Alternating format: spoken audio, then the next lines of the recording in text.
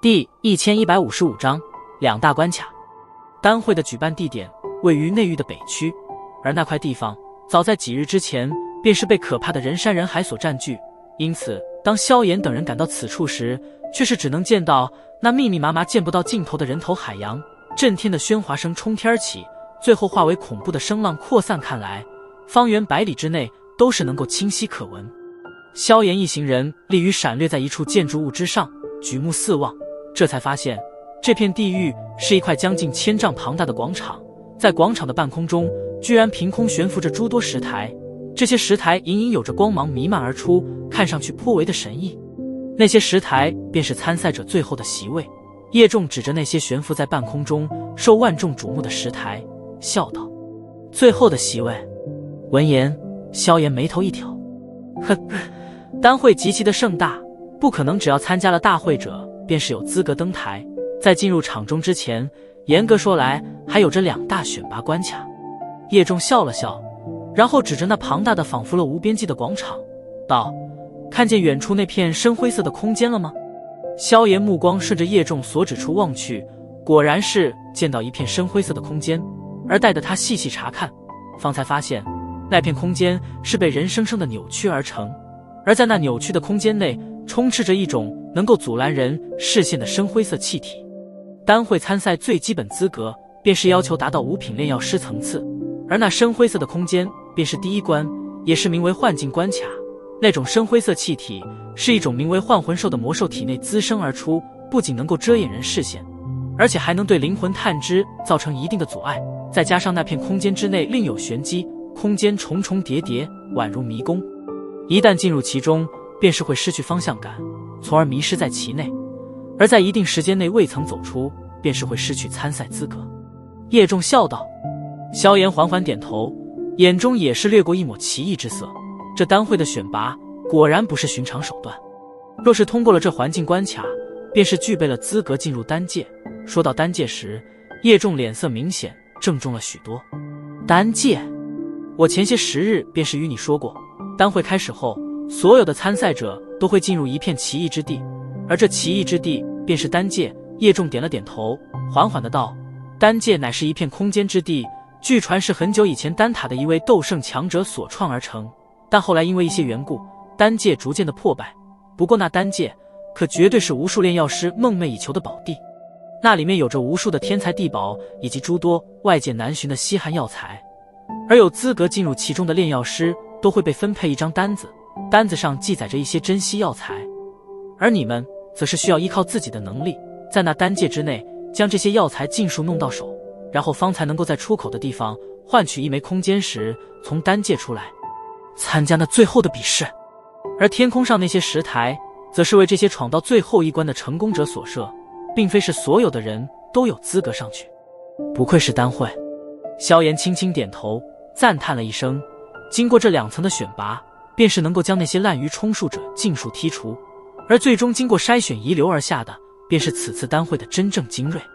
丹界之中发生的事，丹塔一般情况不会插手，而且只要做得神不知鬼不觉的话，谁也不会知道。虽说这种选拔颇为严苛，但现实远比比赛无情，若是连这种考核都是通不过，还如何在大陆之上立足，并且成为真正的宗师？叶仲微微一笑，轻声道：所以若是你在丹界中遇见玄冥宗那陈贤的话，尽管动手便可。萧炎笑了笑，漆黑眸中却是寒芒闪动。那陈贤将他的情报卖给魂殿的人，这恩怨可不得不解决一下。咚！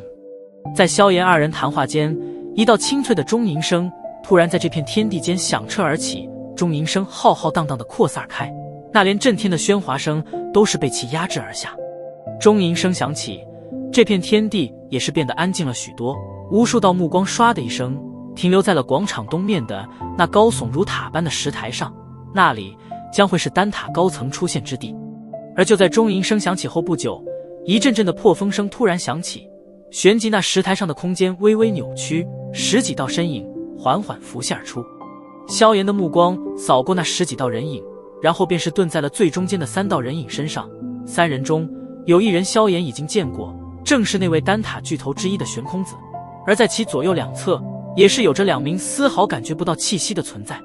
其左侧那位老者皮肤颇为黝黑，其脸庞绷得紧紧的，有种不言苟笑的严厉感觉，双目如电，刺得人灵魂生疼。右侧那位倒是让的萧炎感到很是诧异，因为那是一名身着旗袍的美妇。虽然萧炎能够肯定她年龄绝对不会比玄空子二人小，但那容貌却是与30岁左右的女人相仿，其神色淡然，隐隐间有着岁月沉淀的韵味。黝黑老者以及那美妇，萧炎是头一次见到，但从两人能够与玄空子并列的位置来看，很显然这二人应该便是丹塔的另外2位巨头。这3人一出现，这片天地都是变得安静了许多，望不见尽头的人山人海中，无数道噙着各种情绪的目光皆是汇聚在这3人身体上。丹塔3大巨头，这名头莫说中州，即便是放眼斗气大陆，那也算得上是真正的声名赫赫。这3人一般都是存在于传说之中，如今突然露面，倒是让的无数人有种难以置信的感觉。哼，老夫玄空子在此代丹塔再次欢迎所有来到此处的炼药师，接下来的10日，这里将会是你们大展身手的舞台。一头白发的玄空子缓步而出，温和的声音在场所有人耳边清澈响起。全场寂静无声，不管是在如何桀骜不驯的凶悍之辈，在这种时刻都只能收敛凶气，不敢有着丝毫的顶撞。毕竟那石台上的3人距这片大陆上的巅峰存在也并不远。诸位为了丹会万里迢迢赶来，老夫也就不在这里浪费时间。哼，丹会还是如同以往一般，分为3个步骤。第一，萧炎安静地听着玄空子对丹会选拔的介绍，发现果然与叶仲所说大致相同，显然这般规矩是历代丹会的标准形式。只要通过这3项选拔，最后依旧屹立者便将会成为本届丹会的冠军。玄空子望着那被冠军2字激得有些涟漪的人海，不由得淡淡一笑道，本届冠军不仅能够获得丹塔巨头候选者的名额，而且还能得到1卷远古的灵魂修炼之法，